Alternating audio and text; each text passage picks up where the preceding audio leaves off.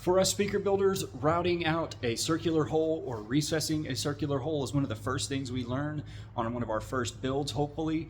It has a ton of acoustic benefits and aesthetic benefits. It just gives an overall cleaner presentation to have the drivers recessed, and there are a lot of acoustical benefits that go along with that as well.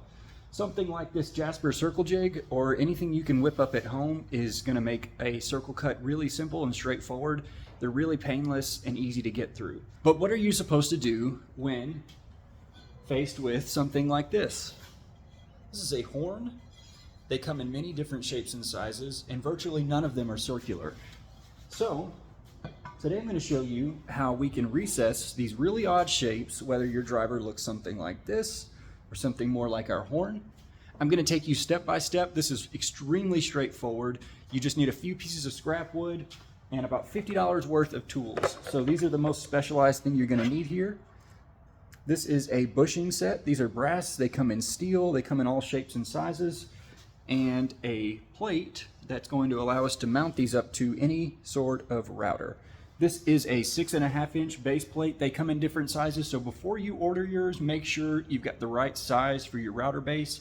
5.25 and 6.5 are going to be some of the most common sizes, so make sure that you've got the right plate before you get started. This idea came to me because I'm actually getting ready to finish up this really large high-efficiency PA style build for home theater, and I'm getting ready to flush mount this horn. So the first thing we're going to do is cut up some scrap material. We'll go over the sizes that you might need for your project, and then we're going to swap out our router's base plate for the standard base plate that comes with your router before we begin. So one of the first things we want to do to add some clearance around our opening is we're going to apply some masking tape. We're going to go around this, I'd say 5 or 6 times with some masking tape. If you're using something like duct tape, maybe a couple goes around. This is just going to add a little bit of clearance so that our driver isn't a press fit. We do want this to be a really tight fit, but we don't want it to be the exact opening because it's going to be a little tough to get it to fit in there, and we want it to just really drop right into place. We're going to go around this, like I say, 5 or 6 times, and then we'll get on to the next step. For our first part of the template, we are going to go face down with our driver or horn, whatever we're cutting out. We're going to go face down, and we're going to go right in the center of our piece.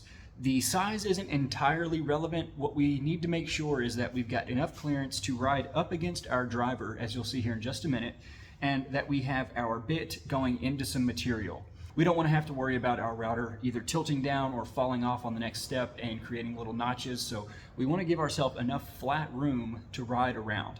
Throughout this entire process, we're going to use the exact same size bit. It can be a spiral cut or a straight cut. That's not entirely important. Whatever your preference is, what you enjoy working with. We just want to make sure that we're using the same bit throughout this entire process. We're not going to use any top bearing or anything like that until we're ready to actually recess the final hole. For this jig making process, again, we just want to make sure that we're using the same size 1/4-inch bit. That will become very important here in a little bit. So again, we've got our piece centered on our material. We're going to go ahead and drive some screws in the reverse side down into our material. Don't worry about how deep they go, as long as they're holding your driver or horn in place. We just want to have it steady as we go through this part of the process. I'm going to fire up the router. We're going to zip around this very slowly, very carefully, because this is going to be very important. This is going to start to give us some shape, so we want to make sure we get this part of the process right.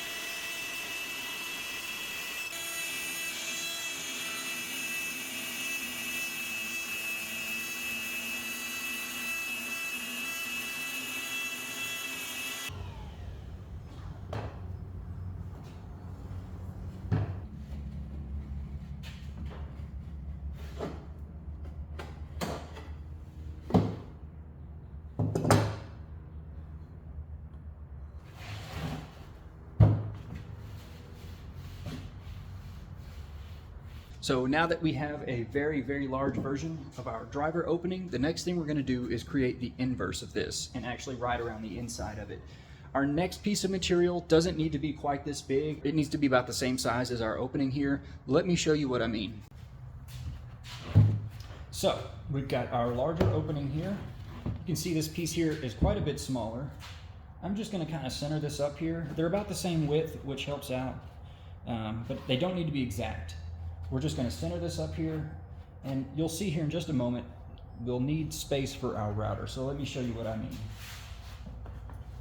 For this next portion, again, using the circular side of our router base here, we're actually going to trace around the inside of this and create the inverse of our larger piece here. So I'm just going to quickly pop in a couple 3/4 inch or 1 inch brad nails into the corners here. We don't want our pieces moving on us. We want to make sure they stay together. You could drive screws here, whatever's quick and easiest for you. I'm just going to use a little 1 inch brad nail. I'll be able to pop these things apart when we're done. No big deal.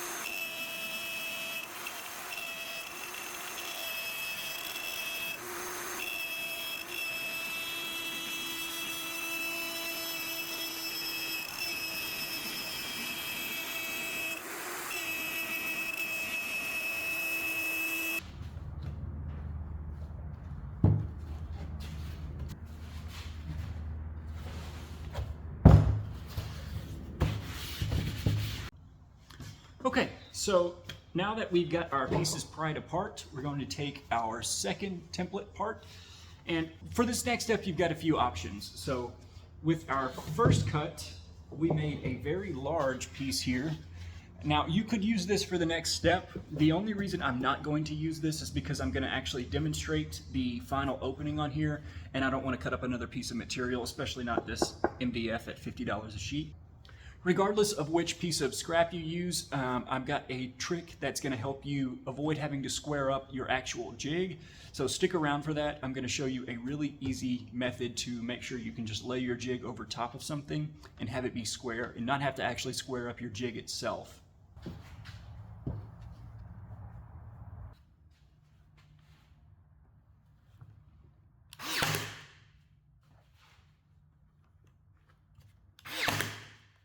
This tool is extremely important. This is going to prevent you from having to use things like bearings and things like that. So we've got our acrylic piece here. We're going to mount up to our router, and then we're going to use a bushing set here. We're actually going to be using a 3/4 inch bushing. This is very important because we've used a 1/4 size bit for all of our patterns. We've now got more material than we need, so we need to count for that. We're going to use a 3/4 inch size brass bushing. This is going to make up for the space and give us our final template dimension. So we can see here that one side is going to fit flushly into our acrylic. We're going to go ahead and tighten the other side down with the lock nut. This is going to go into our router. This way you can see our recessed holes here that are going to match up with the pattern on the base of our router.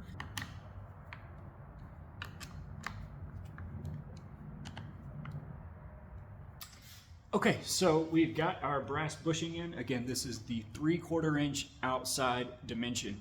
We've got our base plate and bushings put into place.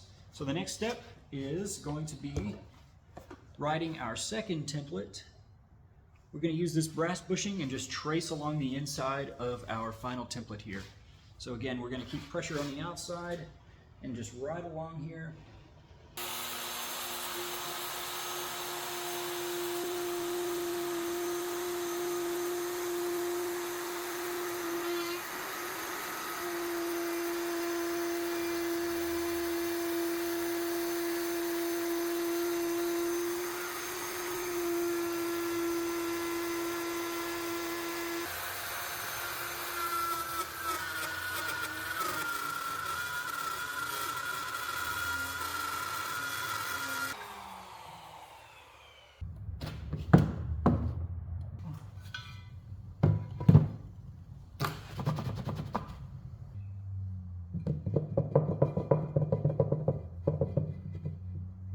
Okay, so you just saw me cutting the final template there. Consider that if you're going through both pieces of material and it's going to be something like 3/4 inch, make sure that you've got enough bit clearance through the base plate. For something like 3/4, you're going to need at least 1.5 inches of bit clearance through your router in order to get through both pieces of material. So I'm going to call this a mistake. Even though I was able to cut this out, I had a long enough bit. You saw I needed to hang it off the edge there in order to get clearance, where I'd typically just cut on top of that piece of scrap door. So consider the second template portion that you make, the thinner the better, because we're going to be riding on that in order to make this final piece. So if you use something like this 3/4 inch, you're going to need at least 1.5 inches of bit clearance to get through this to make your final template. So keep that in mind. The thinner the material, the better. There's no real risk that you're going to hop out of that material as we're either pushing or pulling against it with that bushing. So as long as you've got that bushing in place, you're really not going to have an issue. The bushing clearance is about 1/4 inch, so anything thicker than 1/4 inch is going to be just fine to ride along, so keep that in mind. So for the last step here, all we need to do is create our recess. So again, we've got our final template here. We're going to ride on the top of this on our working surface, and we're going to use something like these top bearing bits. These are top bearing recess bits, so you can use anything like 1/4 inch, 1/2 inch. I've got 1/2 inch here. Keep in mind, it does not matter, as we are going to be riding along this and we can't come any further out. So we've already made our final template dimension, so we don't have to worry about taking more out of the outward dimension because we used our bushing to compensate for that. So at this point, we can really easily just take out our material and create our driver opening, and we'll be good to go. Let's go ahead and show you what that looks like in practice. Okay, so we've got our bit loaded up here. What I've done, if you've got your depth gauge here, we can easily set that so that we're not having to guess when we plunge. So we know we're going through 3/4 inch of material that we're going to ride on here. And then I've got my horn here. That's giving me just enough depth with a little bit of gasketing in place. And when we pressurize that gasketing, we should sit nice and flush.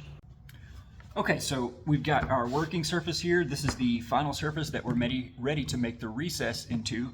You can see I've got mine screwed down here just for stability's sake, but if you're working on a project, it's likely going to be heavy enough. But otherwise, get it clamped down, get it stable. The next step is we're going to overlay our template. This is just for an example. I'll show you how we can align this a little more easily just in a minute. So we're going to get this secured down. At the final stage, instead of using a brad nail or something like that, double-sided tape works really well for this. Just make sure you've got some good adhesion on there. You don't want this sliding around on your final project. So I'm going to use brad nails once again. I prefer to keep it stable, but again, double-sided tape would work just fine. The last tip here, we're going to take a piece of scrap, same thickness, and we're going to overlay that in the center. Now, we don't want this to cover up any of the part that we need to recess, so make sure it's small enough that you're not covering any of that up, but also we want this to help us ride along so that we're not dependent on this outside edge for stability. We can actually use this interior portion to help us recess as much as we'd like.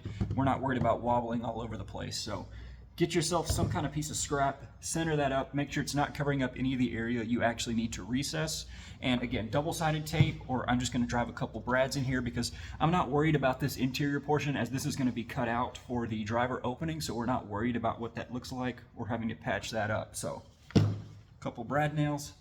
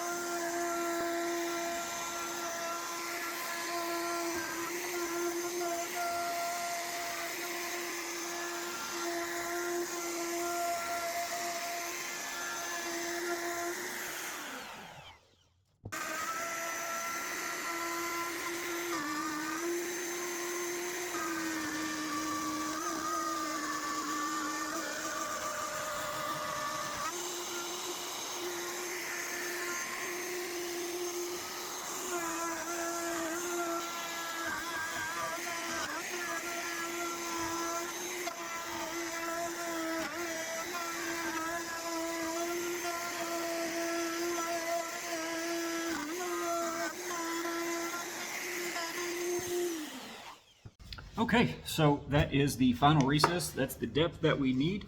We are ready to pull our template off at this point, so I'm just going to pop this guy off. Pop our center block out here. And I'm going to unscrew this guy. So, unfortunately what you're seeing here is a pathway that I started yesterday. I had this flipped over. I was making a pass here. When they actually happened to overlap, it just went all the way through. So don't make the same mistake of trying to flush mount both sides of your pieces for demonstration purposes, and you'll be just fine. I'm going to go ahead and cut out the driver opening, and we'll show you how good this thing fits.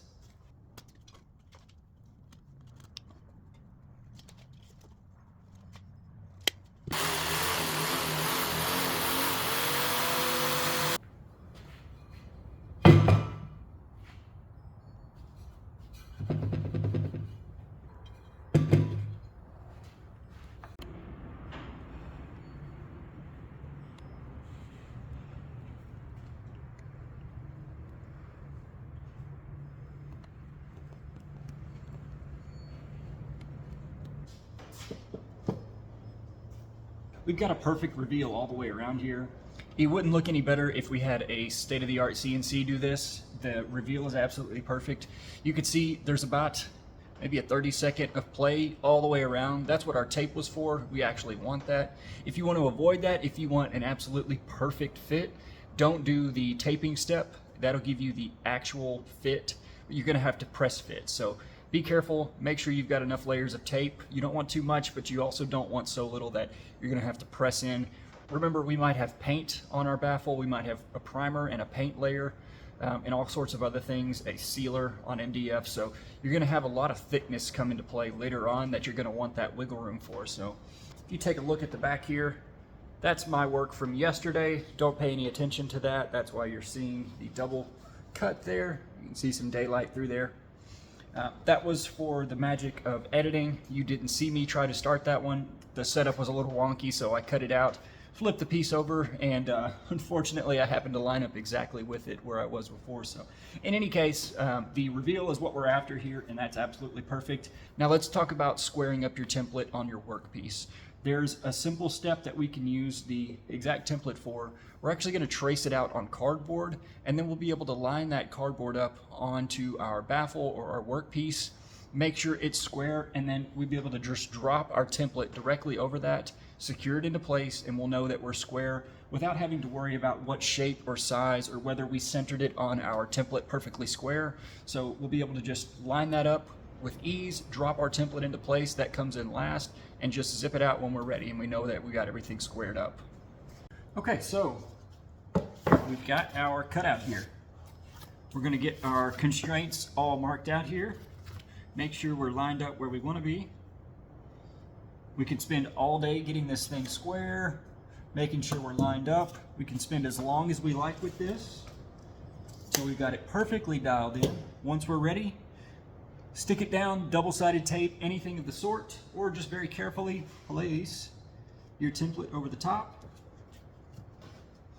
You can see our template lines up perfectly well once I lift it up, so we know that wherever we set this, we are in good shape and we're going to be nice and square without having to square up our potentially odd-shaped template, our irregularly shaped template. So a quick and easy way, so when we're ready, drop our cardboard in place, drop our template over, and we know we're in place.